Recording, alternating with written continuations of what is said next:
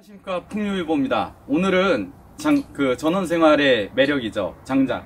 이 장작을 쪼개는 기계에 대해서 설명을 드릴 건데요. 그동안은 저희 아버지가 도끼로 장작을 쪼개 오셨는데 한계가 있습니다. 그래서 저희가 이번에 신형 리미티드 에디션 장작기계를 도입했습니다.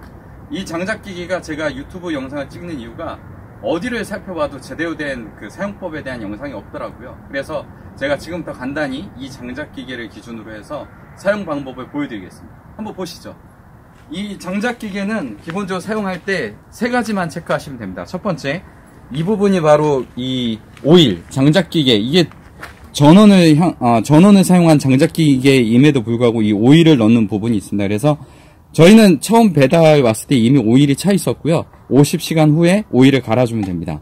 이 오일이 확인이 되면 이렇게 눕혀주시면 되고요. 눕혀주신 후엔 이게 이제 유압을 담당하는 부분인데, 이 유압을 담당하는 부분은 이렇게 시계 방향으로 세 바퀴 돌려주라고 되어 있습니다. 그래서 저희도 돌려줬고, 마무리가 되면 이렇게 다시 조여주면 됩니다. 아무튼 이렇게 세 바퀴 돌려주시고, 그리고 마지막으로 이 부분이 이 전원 스위치인데요. 이 전원 스위치만 눌러주시면 동작을 하게 됩니다. 근데 지금 스위치가 꺼졌나? 아, 꺼졌네요. 이거 왜 동작 안 해? 뭐가 문제지? 어디 빠졌어?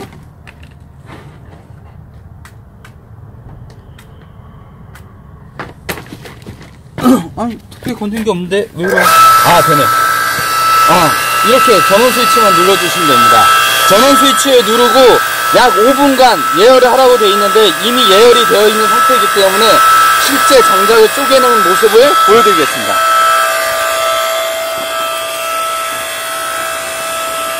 장작은 이렇게 큰 통나무도 상관없습니다. 이렇게 결대로, 최대한 나무 결대로 놔주시고 이 유압 손잡이를 이렇게 밀어주시면 됩니다. 보이시나요? 강력한 힘이. 이 장작기계를 사용할 때 조심할 점은 통나무가 저희가 벌써 이렇게 테스트를 해봤는데 튀는 경우가 있습니다. 이 튀는 경우를 굉장히 조심하셔야 됩니다.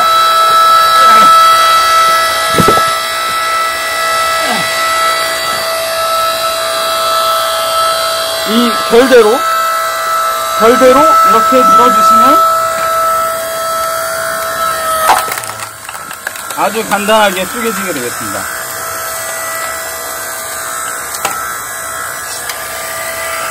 자, 이렇게 보시는 것처럼 장작 쪼개는 기계는 굉장히 효율성이 좋고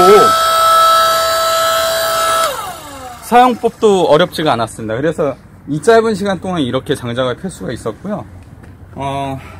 제 생각에는 수제 도끼 대비 약 한 10배 이상은 효율이 좋은 것 같습니다. 그래서 저희는 가격을 30만원 후반대에 구매를 했는데 이 제품 혹은 유압을 사용한 장작 패는 도끼는 여러분들이 사용하셔도 도움이 될 것 같습니다.